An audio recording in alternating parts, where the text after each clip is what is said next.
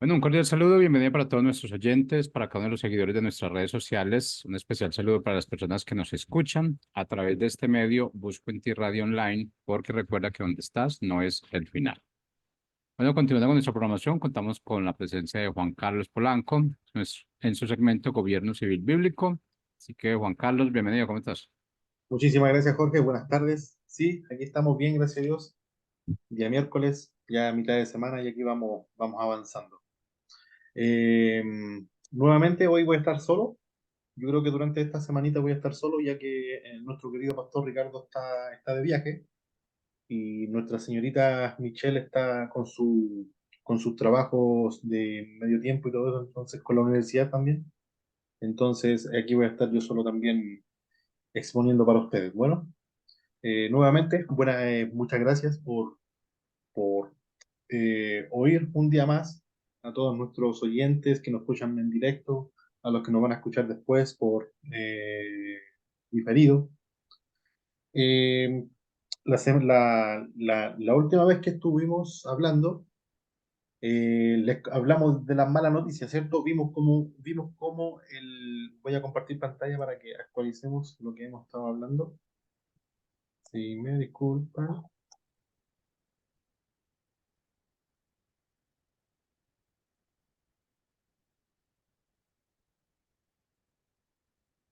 Ahí sí, comparte.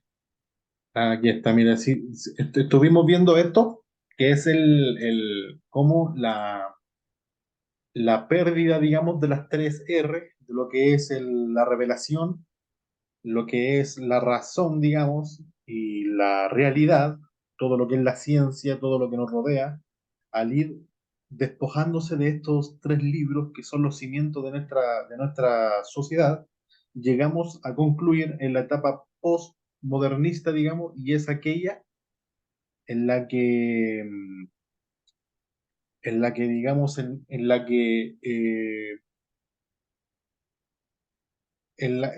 todo lo que es emoción manda, ¿cierto? Se fue la filosofía, se fue la ciencia, se fue la revelación, ya no quieren meter a Dios en ninguna parte.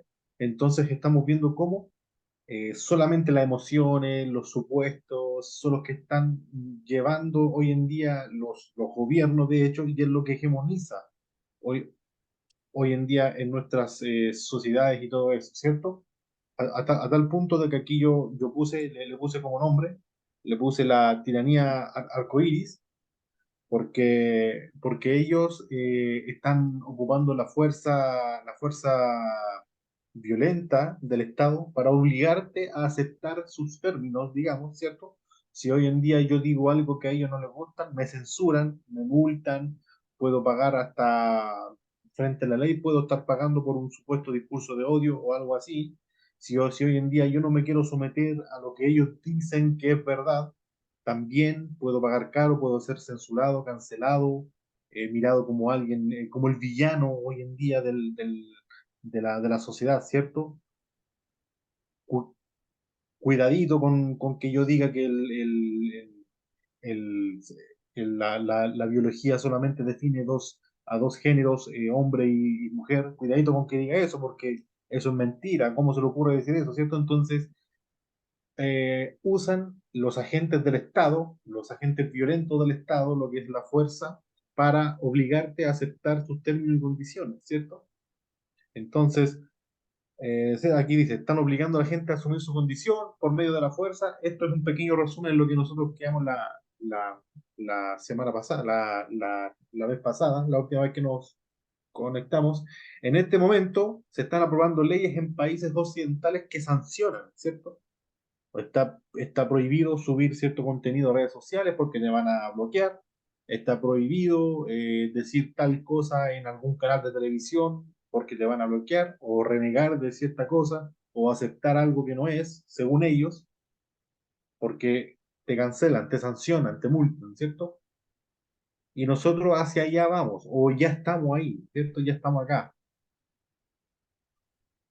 Entonces, si la iglesia no disipula a la nación disipula a la iglesia, ¿cierto? Si nosotros, como iglesia, como la institución por la cual Dios va a establecer el reino de Dios aquí en la tierra, no cumple el rol que debe cumplir, lamentablemente vamos a dejar que la cultura del mundo, la cultura de la gente, de la cultura antibíblica, lo que es socialismo, comunismo, todo eso, se apodere de lo que es la iglesia, ¿cierto? Y moldee a la iglesia conforme a lo que ellos quieren y la mantengan ahí, ¿cierto? Calladita, ordenadita, que no haga bulla, que no diga nada, feliz, contando, es por eso que Marx siempre decía que la religión era el opio de la sociedad, porque siempre mantenía a la gente ahí así feliz, contenta, conforme, sin causar ni una, ¿cómo se llama?, ni un controversia, ni nada. Entonces les conviene que la iglesia se mantenga así, ¿cierto? Nos dejamos moldear por su cultura. La iglesia, eh, la iglesia trata de hablar de manera relevante a la cultura, ¿cierto? La iglesia se adopta al lenguaje de la cultura por querer caerle bien a la sociedad, al mundo. La iglesia comienza a aceptar cierto tipo de dogmas, cierto tipo de prácticas, eh, cierto tipo de rituales, de ceremonias, de creencias, de algo, que la cultura acepta con tal de llevarse bien con la cultura en sí, ¿cierto? Y pero Dios, nuestro Señor Jesucristo, jamás nos manda a ser parte de este mundo, jamás nos manda a caerle bien a este mundo. De hecho, Él dice, eh, yo no te pido que los saques del mundo, porque Él sabía que nuestra batalla era con este mundo en cuanto a la filosofía, es contra sangre, contra los principados y contra las potestades. Entonces Dios dice, no te pido que los saques de este mundo, sino que los protejas del mal que hay, ¿cierto? Entonces nosotros jamás debemos, porque obviamente lo que conlleva el mundo en sí, bíblicamente hablando, es enemigo de la iglesia, declarado completamente. Entonces nosotros hoy en día estamos aceptando eso, ¿cierto? Hace poco, el mes pasado, como fue el mes de la Biblia, supuestamente a fin de mes, el mes anterior fue lo que es el Halloween y todo eso, veamos que la iglesia se adaptan a la cultura y celebran Halloween y felices porque eh, tantos cientos de jóvenes o decenas de jóvenes se convirtieron en ese día, aceptaron a Dios como Salvador, y ahí mostraban gente disfrazada de no sé qué, de payasos, del personaje del Guasón o del personaje de no sé qué aquí, orando por la gente encima, y hoy en día la iglesia se está prestando para ese tipo de prácticas, para ese tipo de doctrinas en sí, ¿cierto? Estamos normalizando algo que no debería ser normalizado dentro de la iglesia, con tal de mantener la iglesia llena, ¿cierto? Pero de nada sirve tener una iglesia grande con miles de personas, pero que al mismo tiempo sea poco profunda, ¿cierto? No sea bíblica, no sea teológicamente correcta, ni tenga una doctrina sana, ¿cierto? ¿Por qué? Porque está condenada al fracaso, está condenada a ser parte del mundo en sí. Entonces, nosotros nos adaptamos a la cultura hoy en día. Dice, entonces es mantenida cautiva por la cultura, lo que yo dije hace un rato, ¿cierto? La cultura secuestra la iglesia, hace lo que quiera hacer con ella, lo que quiera con la iglesia, y la mantiene ahí, contenta, feliz, conforme, cómoda, en su rinconcito, sin causarle daño a nadie, ¿cierto? Entonces, esta es una pequeña frase que yo pongo como arenga, digamos, ya para llegar a lo que vamos a hablar hoy. Esta frase yo la saqué de la página del Cristiano Conservador, una página de Facebook que tiene un pastor Eniel Josué Jiménez, y el hombre sube cosas bien desafiantes que te animan, ¿cierto?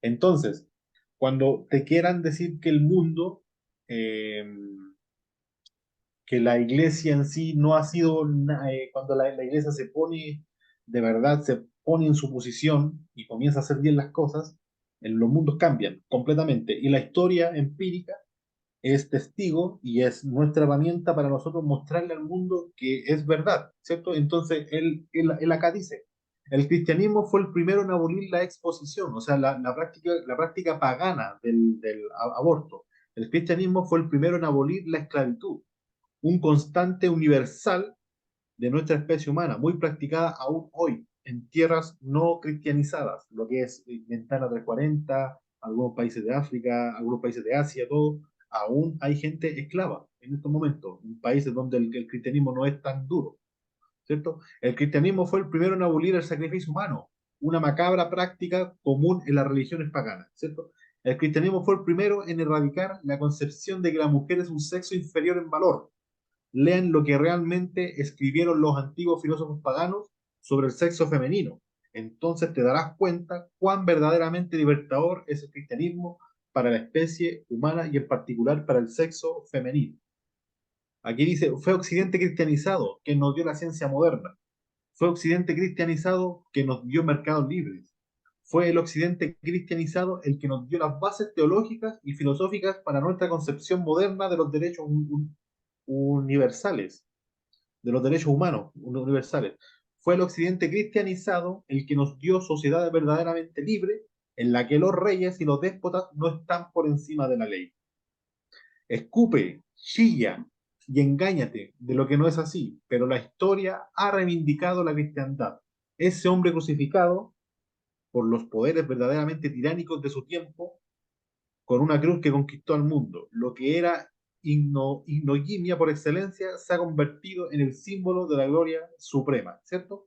Entonces, eh, hasta el momento nosotros tenemos un arma grande, importante, que nos permite ganar batallas. Es como si tuviéramos, es como si en tiempos de guerra nadie se quiere meter con nosotros porque sabemos, ellos saben que nosotros tenemos esa arma que vamos a ganar, ¿cierto? Nadie se metería por nosotros si nosotros aplicáramos de verdad esa arma. Y esta arma es la palabra de Dios.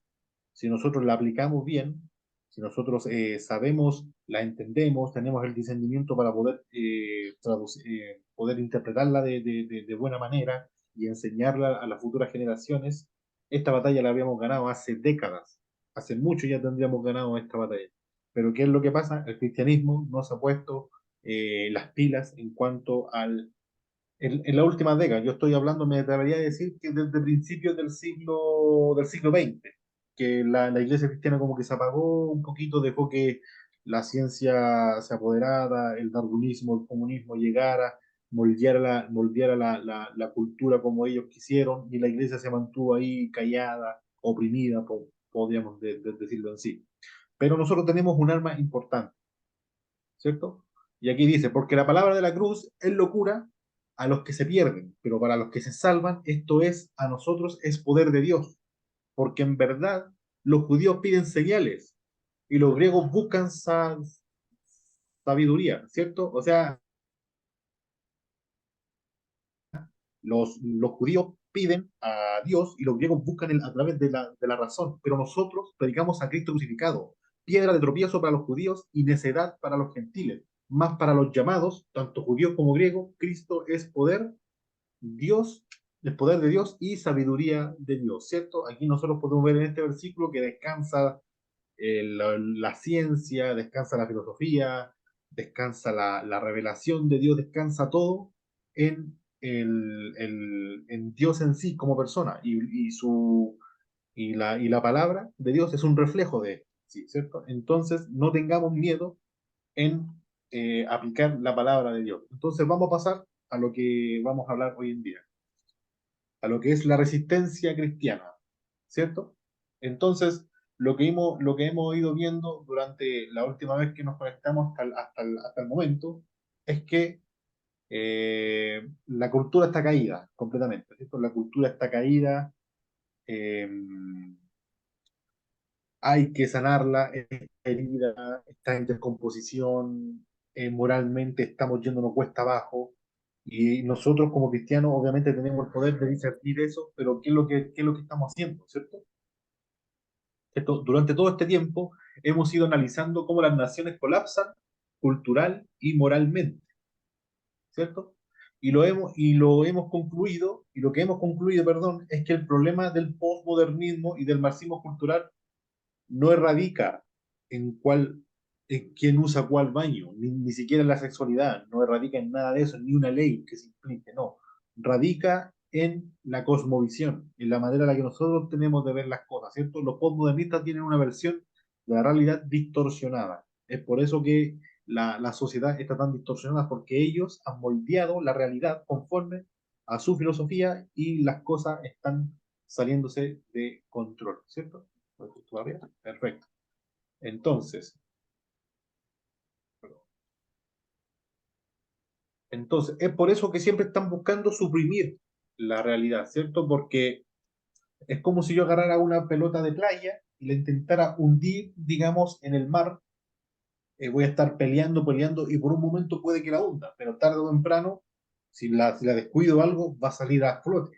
Eso es lo que están intentando hacer ellos, con la biología, con la ciencia, con el cristianismo, con la realidad en sí, con todo, con la filosofía, con todo. Están intentando esconderla, esconderla y mostrarse ellos como, como la verdad absoluta en sí, ¿cierto? Pero tarde o temprano llegan estos choques de realidad. Yo siempre, por ejemplo, un choque de realidad bien, bien duro que se pegó el comunismo del siglo pasado fue la Segunda Guerra Mundial.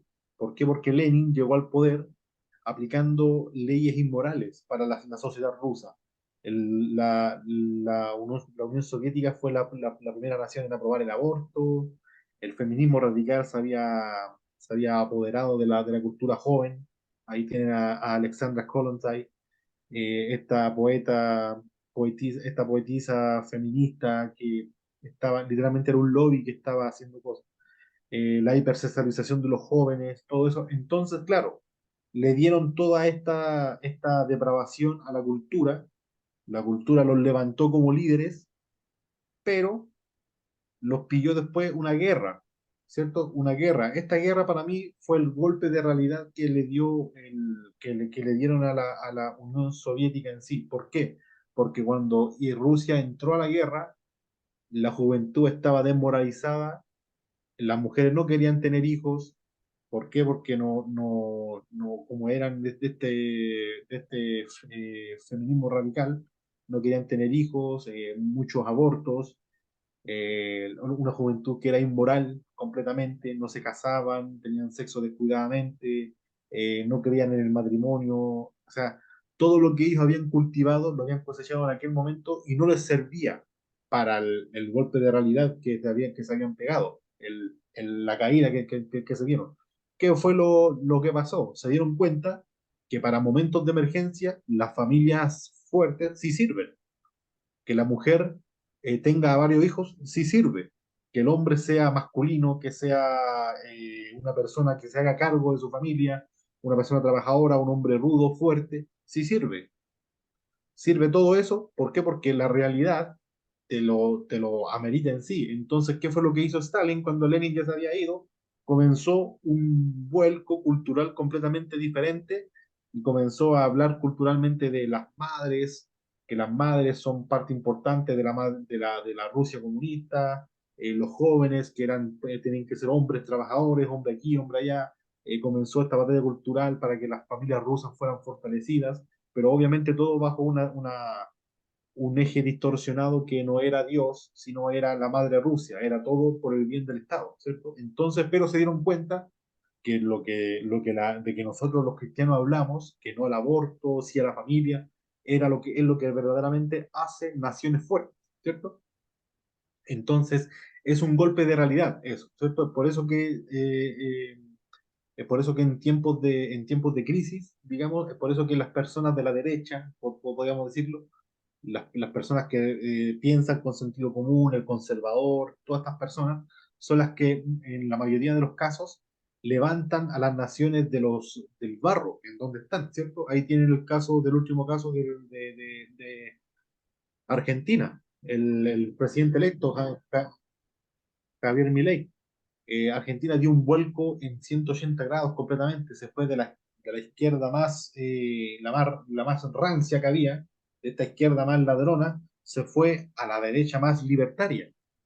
¿Por qué? Porque se dieron cuenta que ya que una persona que habla de sentido común, que te dice que 2 más 2 son 4 y no 2 más 2 22, que te habla con la verdad, que no te miente, comienza, comienza uno primero ataca la cultura, ¿cierto? No, esta persona es un extremista y después de la cultura, cuando ya se calma tu mente, comienza a analizar y dices, para serte sincero, no es muy salido de control lo que está hablando. De hecho, es hasta acuerdo, tiene esta lógica, ¿cierto? Es por eso que Javier Milei ganó las elecciones hoy en día. ¿Por qué? Porque son personas que cuando están con los pies en la tierra, analizan cómo es la realidad, no se dejan moldear conforme a la cultura y la desafían y podríamos decirlo, exponen su falsedad, exponen su debilidad, exponen que no sirve para nada, de hecho, este tipo de filosofía en sí, ¿cierto? Entonces, es por eso que ganan harto rédito este tipo de políticos, de presidentes, de área más de derecha, conservadora, más libertaria, todo eso. No digo liberal, digo libertario, personas que creen en las libertades individuales. Entonces, buscan destronar el universo moral y la verdad objetiva, ¿cierto? Es lo que están buscando estas personas en sí. Es una batalla entre la observación objetiva, lo que estaba diciendo, y la declaración subjetiva, ¿cierto? Es por eso que cuando tú ves a un socialista, a un comunista debatir con una persona que es de derecha, un conservador, digamos, una persona que es de derecha, un economista, algo así, siempre, siempre el de izquierda va a debatir de lo bueno que sería el comunismo, de las intenciones del socialismo, que es llegar a algo bonito, ¿cierto? Y sin embargo, mientras él habla de lo bonito que sería, él al mismo tiempo está hablando de lo malo que fue la realidad. Y sí, o sea, el capitalismo tiene cosas buenas, pero al mismo tiempo también tiene cosas malas, ¿cierto? Cuando el libre mercado, la economía, no se maneja con moral, podemos ver empresarios que son completamente ladrones, gente que sí le ha causado mal al mercado en sí, ¿cierto? Pero ellos hablan de eso, hablan de la realidad en cuanto al adversario político, pero para ellos hablan de lo supuesto, de qué bonito sería, ¿cierto? Es por eso que en la narrativa, ¿cierto? No importa cuántos muertos haya dejado el comunismo, no importa porque nuestro objetivo es este. Esto es lo bonito, todos vamos a ser felices. Y es lo que en la observación que hablan ellos. Nunca vas a ver a un comunista hablando con los pies en la tierra, hablando de la realidad porque no le conviene. No le conviene los datos, no le conviene los números de muertos que dejaron en el siglo pasado, no le conviene nada de eso. Van a perder automáticamente, ¿cierto? Los que han intentado hacerlo no tienen ni un crédito político, nada. Son personas que son minorías. En el caso de Chile, hay un político que es literalmente el modelo de él, y él lo dice, ¿no? Mi modelo es Corea del Norte.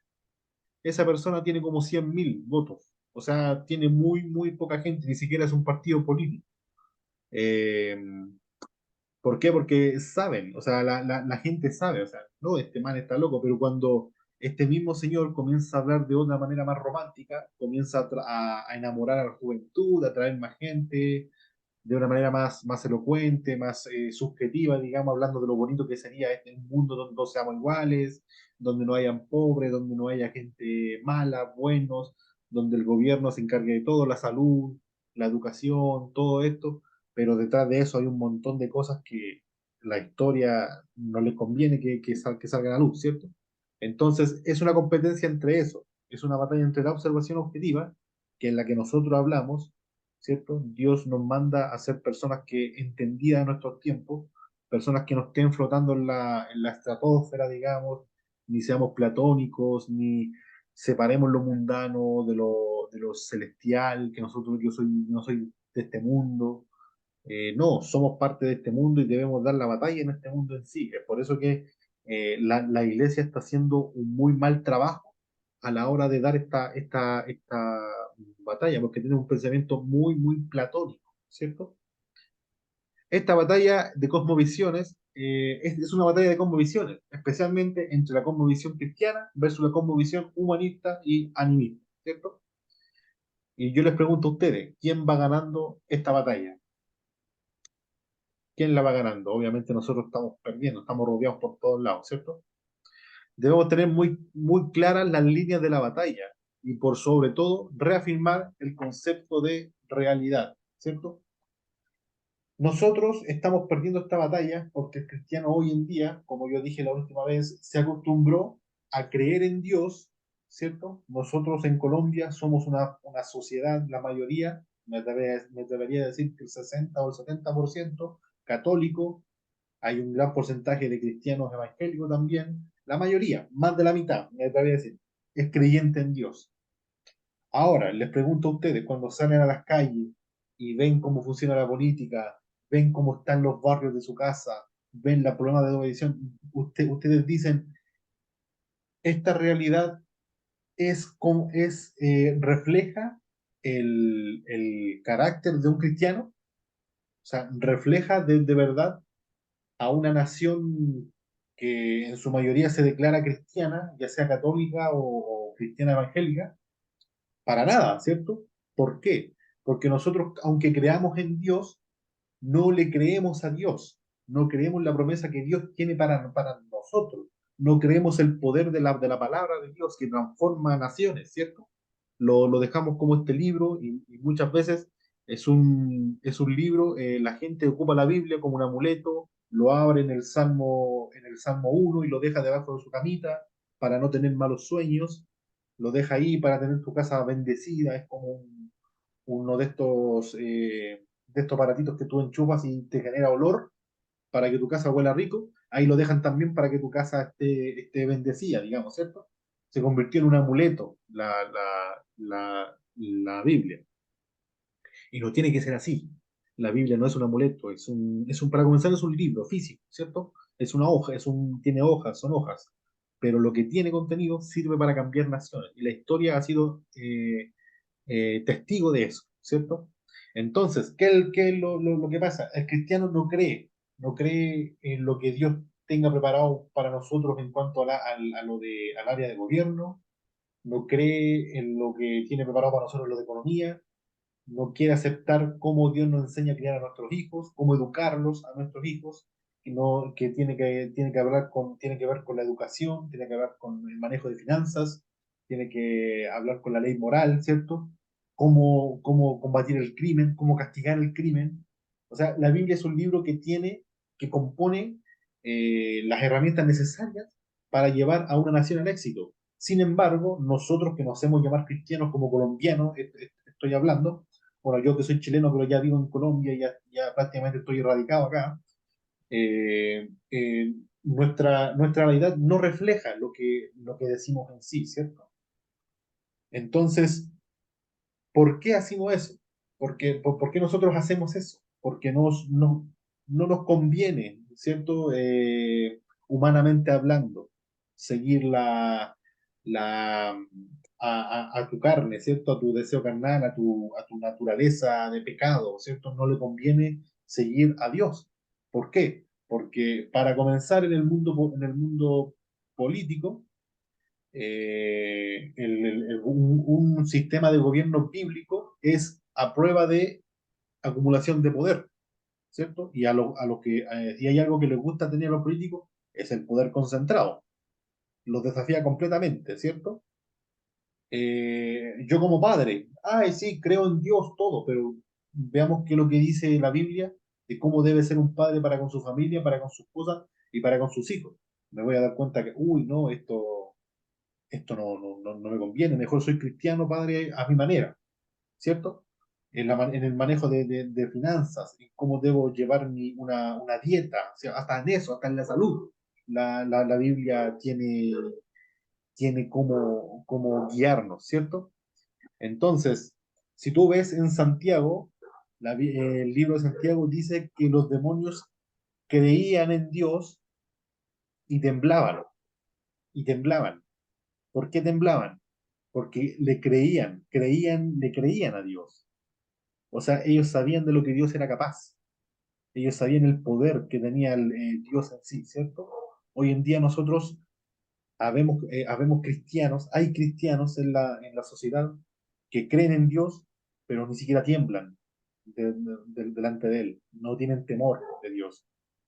No quieren hacer caso. Son cristianos declarados, pero su estilo de vida, su manejo en cuanto a la política, todo, no refleja lo que dice la Biblia. ¿Por qué?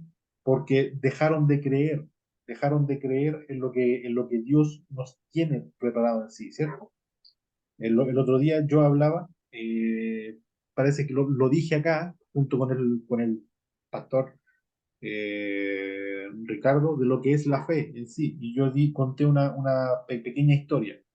La fe, para explicarlo de una mejor manera, es la historia de un señor, digamos, que anuncia un evento único. Él dice, voy a cruzar las cataratas de Niágara, las que están en Canadá, las voy a cruzar en un cordel, de punta a punta, de esquina a esquina. Y la gente se acumuló, miles de personas a verlo, ¿para qué? Para verlo morir al hombre, porque era imposible lo que él iba a hacer. Acto seguido, el hombre camina por la cuerda y pasa. La gente queda asombrada. ¡Wow! Y el hombre se acerca y dice, ¿cuántos creen que puedo pasar con los ojos vendados? No, no, no, te vas a matar, no hagas eso, te vas a matar, te vas a matar. No, no lo hago. Y el hombre se vendó los ojos y pasó. Pasó, sí, caminó por la cuerda y la gente ya no creía. Increíble lo que hizo esta persona. Y el hombre se acerca y dice, ¿cuántos creen que puedo pasar con los ojos vendados y de espalda? No, no, ya es suficiente, ya pasaste con los ojos vendados, ahora sí que te vas a matar. No, no, yo lo hago. Y el hombre se venda los ojos, camina de espalda y pasa. Y ya la gente estaba vuelta loca, dice, ¿cómo lo hizo? Este man es un milagro. ¡Wow! La gente estaba asombrada completamente. Entonces el hombre dijo, ¿cuántos creen que puedo pasar con los ojos vendados y con una carretilla llena de piedras? Por la... No, no, por favor, ya te vas a matar, déjate. Y el man se tapa los ojos, agarra la carretilla, la llena de piedras gigantes y pasa. Y pasó, cruzó para el otro lado. La gente no se levantaba, lo aplaudía, no creía lo que estaba viendo, era increíble, ¿cierto? Entonces, cuando el hombre hizo la conferencia de prensa, los reporteros se paraban, lo aplaudían, le decían, increíble lo que hiciste. Entonces el hombre dijo, ahora ¿cuántos me creen? ¿Cierto? Y todos levantaron, no, yo te creo completamente. ¿Cuántos creen que yo soy capaz de pasar con una persona en la carretilla? Y todos los reporteros levantan la mano, no, yo te creo ahora sí que te creo. Y el hombre llega a un reportero y le dice, ¿tú, tú me crees? Sí, bueno, súbete a la carretilla. Entonces, eso es la fe. La fe es arriesgar tu vida en base a un precepto que ya sabes que va a funcionar, ¿cierto? Y la historia, como lo vengo diciendo en este capítulo, la historia ha sido testigo de que la Biblia funciona. En donde se ha aplicado, funciona, ¿cierto? No debemos tener fe y entregar nuestra vida sobre el precepto de que la palabra de Dios transforma la sociedad en sí. No podemos quedarnos callados, ¿cierto? Entonces, el secreto está en la educación, ¿cierto? Ahora nos encontramos rodeados y desesperados, viendo qué es lo que podemos hacer, ¿cierto? Pero todo esto fue debido a que las iglesias descuidaron su rol de discipular a la sociedad y por consecuencia la sociedad descuidó la educación de los hijos. Debemos luchar ahora para ver el fruto en unos 30 años. Ahora ya estamos acabados, ya estamos perdidos. Lo único que podemos hacer, aparte de una estrategia defensiva en estos momentos, es criar de buena manera a nuestros hijos para que ellos, con una cosmovisión completamente cambiada, eh, generen los cambios en la sociedad en sí. Tenemos la ventaja, ¿por qué? Porque los que son adversarios nuestros, los comunistas, las feministas, todos, no quieren tener hijos, ¿cierto? Están a favor del aborto, no quieren tener hijos, quieren tener perritos, todo eso, ya eso es ventaja nuestra. ¿Por qué? Porque de aquí a 20 años más, nuestros hijos son los que van a ser mayoría y van a estar educando a los poquitos hijos que ellos tengan. Entonces, pongámonos las pilas con eso, eduquemos bien a nuestros hijos para que sean personas de bien para la sociedad en sí. Bueno, el que controla la economía controla el presente, pero el que controla la educación controla el futuro. Esta es una frase muy, muy importante.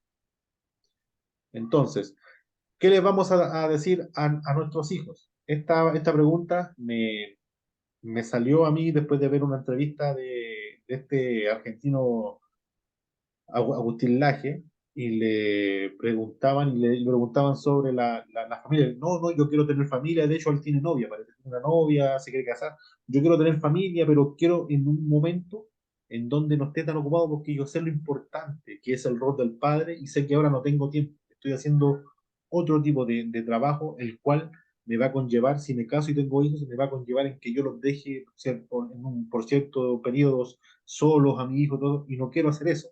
No quiero llegar a otro lado y decirle a madres y a padres que eduquen bien a sus hijos mientras yo tengo a mi hijo descuidado en mi casa, con mi esposa, digamos, ¿cierto? Entonces, si voy a ser padre, me quiero enfocar al 100% con ellos, decía él. Y él decía, y cuando tengas hijos, ¿qué le vas a decir? Y él respondía y se le aguaron los ojos, fue muy, muy emotivo lo que dijo. Él decía, voy a estar orgulloso de que mis hijos, yo les voy a contar todo lo que pasó en este tiempo, de que las personas se querían mujeres, las personas se querían perros, nos cancelaban cuando decíamos esto, que estaba pasando esto, el postmodernismo, la batalla cultural, la ideología de género, todo lo que estaba pasando, me dijo. Y mi hijo me va a preguntar, ¿y tú qué estabas haciendo? Y yo orgullosamente decía Agustín Laje, y dice, yo orgullosamente le voy a decirle que estuve dando la batalla. Estuve ahí parado con las ideas de la verdad, dando esa batalla. Entonces, le pregunto a ustedes, a los que son cristianos, a los que conocen cuál es la verdad, qué es lo bueno, qué es lo malo, cuando estén en un futuro, cuando ya estén viejitos, y sus hijos o sus nietos vean estos sucesos que están pasando ahora como parte de la historia, cuando en el año 2060 se vean en los libros de historia que en el año 2023 te llevaban presos y decías que habían dos sexos. Entonces tu nieto y abuelito, y usted estuvo ahí, sí, ¿y qué fue lo que hizo? ¿Qué le vamos a responder a nuestros hijos, a nuestros nietos? ¿Qué le vamos a decir? No, yo no hice nada, estuve ahí tranquilito, o le vas a decir, yo estuve dando la batalla, yo estuve ahí con las ideas de la verdad, enfrentando a toda esta gente que pensaba lo que quería pensar, y yo estuve ahí sin ni un miedo. O sea, eso es lo que nosotros debemos inspirar a las futuras generaciones, para comenzar que no tengan miedo a mostrar la verdad, porque nosotros tenemos miedo, ¿cierto? Dentro de 40 años, nuestros hijos verán este acontecimiento como uno de los malos capítulos de la historia. Nos preguntarán qué estábamos haciendo nosotros durante este tiempo, ¿cierto? No hay mayor gozo que llegar anciano y ver a tus hijos hechos personas de bien y temerosas de Dios. Que en lo poco fuiste fiel y gracias a eso se pudo cambiar la historia. La fe sin obra es muerta, ¿cierto? Nosotros tenemos un arma, tenemos la verdad. Para comenzar, aprendamos a usar esa arma, aprendamos a manejarla bien, me refiero a la Biblia, a la palabra de Dios, y apliquémosla en la sociedad, defendámonos sin miedo. Y nos vamos a dar cuenta de que las gentes, las personas que nos dicen tú eres un extremista, tú eres un religioso, tú eres esto, conforme pasa el tiempo, van a mirar lo que está pasando y van a decir lo que dice él no es tan descabellado. De hecho, era necesario, ¿cierto? En el caso de Chile, el candidato presidencial que perdió la elección pasada, José Antonio Kast, era conservador él, y él decía, yo tengo un plan para las fronteras, y es hacer una zanja, ¿cierto? Hacer una zanja en la frontera, poner unos muros de reja, y la izquierda se le tiró encima, pero ¿cómo se te ocurre? Eres inhumano, que la migración no debe ser un derecho, que eres una persona mala, tú que eres hijo de inmigrante, ¿por qué haces eso aquí acá? Y ahora que perdió esta persona y está el otro presidente abriéndole las puertas a Pedro, Juan y Diego, la cantidad de violencia en Chile se ha desatado por culpa de las mafias que se han instalado en Chile, tanto el Tren de Aragua como el Cartel de Sinaloa, mafias extranjeras de México, de Venezuela, han llegado a Chile, y uno escucha ahora y piden hasta por favor que hagan una zanja, porque se dieron cuenta que la idea no era tan descabellada. Sí, tiene razón. Entonces va a llegar un punto en el que si nosotros hablamos con convicción, defendiendo nuestro principio, la gente va a decir, esta persona le encuentro lógica, a esta persona yo le encuentro de verdad yo concuerdo con lo que está hablando, ¿cierto? No sé cuántos se acuerdan de esta película, protagonizada por Mel Gibson y dirigida también por Mel Gibson en el año 98, 1998, si no me equivoco, o 96, ustedes me corrigen. La película se llama Corazón Valiente, o en inglés es Braveheart, y él, hay una parte en la película en la que Escocia, los nobles escoceses, reúnen las tropas para ir a pelear. Él en la película era un campesino, una persona, obviamente en la historia real William Wallace era un noble también, pero aquí lo ponen como como un campesino que se rebeló con su clan, con su pequeño clan y todo eso. Entonces ellos estaban escondidos en el bosque y le llega la noticia y le dice que los escoceses se están preparando para la batalla, que unámonos a ellos y todo eso. Y ellos llegan a la batalla, al ejército, ¿cómo se llama? Y ve que el ejército escocés se está yendo, porque los ingleses eran muchos. Se está yendo el ejército inglés. Entonces él llega y le dice, ¿por qué se están yendo? Le dice. Y ellos le dicen, porque son muchos. No, no, no, son muchos. Y uno le dice algo clave, que es, prefiero huir y vivir. Y vivir. Y William Wallace le dice esta frase que yo la escribí acá. Mire. Le dicen, está bien, le dice, peleen y tal vez morirán. Huyan y vivirán, aunque sea un tiempo. Y al morir en sus camas, pasados muchos años, no desearán cambiar todos los días a partir de hoy por una oportunidad, solamente una oportunidad de volver acá al campo de batalla y decirle al enemigo que podrá quitarnos nuestras vidas, pero jamás nuestra libertad, ¿cierto? Le estoy diciendo esto, ¿por qué? Porque les puedo asegurar que cuando ya no tengamos, cuando ya no tengamos ni la edad, cuando ya no tengamos ni la energía, ni la fuerza, ni nada para dar la batalla que queremos dar, va a llegar un punto y decir, ¿por qué no lo hice cuando era joven? ¿Por qué no estuve ahí cuando yo era joven? ¿Por qué no estuve levantando mi voz, alzándola? Créanme que no hay nada más triste que morir o envejecer sabiendo que pudiste haber hecho algo en el nombre de Dios para mejorar la cosa, que tú sabías algo en ese entonces y no lo hiciste, ¿cierto? Entonces les animo a ustedes de verdad a dar esta batalla, no nos quedemos callados en sí, ¿cierto? Eh, ya sabemos cómo funciona bíblicamente el gobierno, ¿cierto? Ya hemos dado clases y clases de cómo funciona, cuál es la función del gobierno civil, cuál es el origen bíblico que tiene el gobierno civil, cuál es el rol que deben tener los padres, ¿cierto? Cómo funcionan los gobiernos, cómo debe ser una república, cuál es el rol de la Cámara de Diputados, de la Cámara de Senadores, cuál es el poder legislativo, ejecutivo, judicial, según la Biblia. O sea, está todo. Nosotros hemos hablado de todo y no podemos quedarnos callados porque ya sabemos que el mundo está mal, ya sabemos que yo soy un hijo de Dios, ya sabemos que mi Dios es un Dios de luz, es un Dios misericordioso, y no puedo pelear esta batalla ocupando las armas del enemigo, no puedo pelear esta batalla con mentira, con oscuridad. Nuestras armas son, para comenzar, la armadura de Dios, Efesios, lean, y eh, la luz, la verdad, ¿cierto? El amor. Esas son nuestras armas. Nosotros debemos vencer al enemigo con las armas que Dios nos dio. Entonces, dejo de compartir, dejan de compartir. Entonces, no, mira, aquí. Resistencia, perdón. Ya con esto termino. Fortalecernos en la fe, adorar a Dios con toda nuestra fuerza, con toda nuestra alma y con toda nuestra mente, o sea, con nuestra razón, con nuestra filosofía, ¿cierto? La fe bíblica no es ciega, en lo que yo estaba hablando hace un rato con el ejemplo del hombre que pasó las cataratas, ¿cierto? Ellos vieron que lo hizo, vieron que funcionó, y bajo ese precepto que ellos vieron, entregaron, decidieron tener fe, ¿cierto? La fe es una decisión, yo decido creer. ¿Por qué? Porque sé que va a funcionar. No porque tengo una corazonada y la fe ciega, eso es mentira. La fe no es ciega, la fe parte a través de la razón y de un supuesto de que mi Dios es un Dios que cambia corazones, cambia sociedades, ¿cierto? Renovar nuestra adoración al Dios viviente. No dejemos de adorar a Dios. Jesucristo es el mismo ayer, hoy y siempre. Su nombre, el nombre del señorío de Jesucristo no está en juego, no está para aportar si lo quitamos o lo añadimos, tiene que estar ahí, no lo podemos quitar.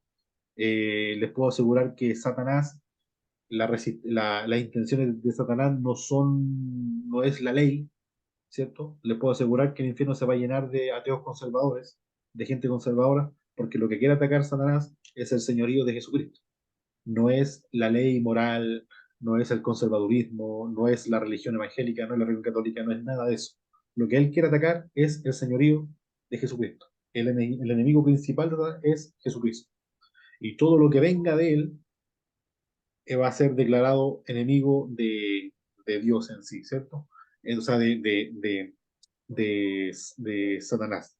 Yo puedo ser conservador, pero si yo no declaro que mi conservadurismo es a través de la ley de Dios y a través de porque Jesucristo vive en mí, no me sirve para nada, no me sirve para nada, ¿cierto? Entonces, el señorío de Jesucristo no está en juego, debemos adorarlo, debemos proclamar su nombre, que la gente sepa que de dónde viene nuestro estilo de vida, viene de seguir a Dios. Entonces, este es como el principio de la resistencia en sí, fortalecernos en la fe, la fe no es bíblica, la fe bíblica no es ciega, ¿cierto? Y no quitar el nombre de nuestro Señor Jesucristo por nada en el mundo.